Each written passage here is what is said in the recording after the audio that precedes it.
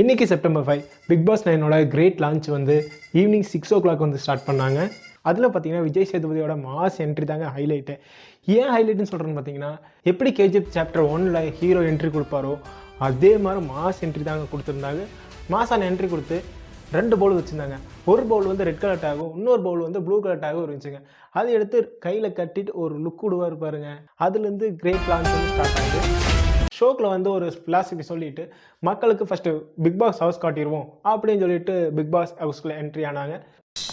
Welcome to great Kirikalan magic show. Big boss ஹவுஸோட entry டோரே பார்த்தீங்கன்னா ஏதோ காட்டுக்குள்ளே போகிற மாதிரியே செட்டப் பண்ணி வச்சுருக்காங்க. ஹால்லேருந்து அடுத்தது போனது பார்த்தீங்கன்னா கிச்சன் தாங்க. இதுக்கு முன்னாடி எபிசோட பார்த்தோம்னா கிச்சன் வந்து ஒரு ஓரத்தில் இருக்கும். ஆனால் இந்த டைம் பார்த்தீங்கன்னா கிச்சன் தூக்கி நடுவில் வச்சுருக்காங்க. இந்த கிச்சனை சுற்றி தான் ரூம்களே இருக்குங்க. அப்படின்னா பார்த்துக்குங்க எந்த அளவுக்கு ஆக போகுதுன்னு, என்ன பிளானில் வந்து இவங்க இந்த மாதிரி செட்டப் பண்ணியிருக்காங்கன்னு தெரியல. லாஸ்ட் இயர் வந்து திருட்டி பிரியாணியெல்லாம் ரொம்ப ஃபேமஸ் ஆச்சு. ஸோ அந்த மாதிரி நடக்கூடாதுனுக்காக இந்த மாதிரி செட்டப் பண்ணியிருக்காங்களா, இல்லை வேறு ஏதாவது பிளான் பண்ணி செட்டப் பண்ணியிருக்காங்களான்னு நம்ம போக போக தெரிய போகுது. இதில் ஹைலைட்டான விஷயம் என்ன பார்த்தீங்கன்னா கேப்டன் தாங்க. ஏன்னா எல்லா வருஷமும் கேப்டன் தனி பவர் இருக்கும்.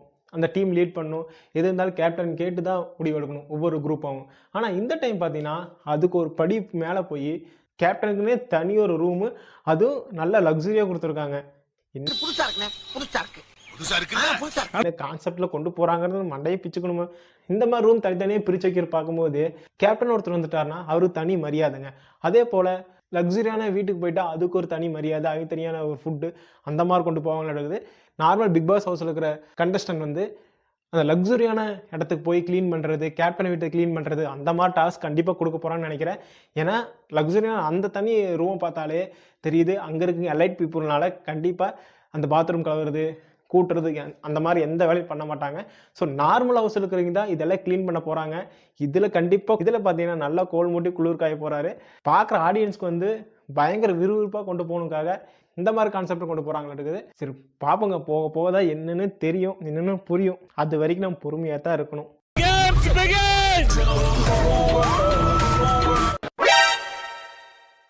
வீட்டுக்குள்ள நீங்க தான் முதல்ல காலடி எடுத்து வைக்க போறீங்க. பாத்தீங்களா? சரி உள்ள விட்டுச்சு. சக்சஸ்.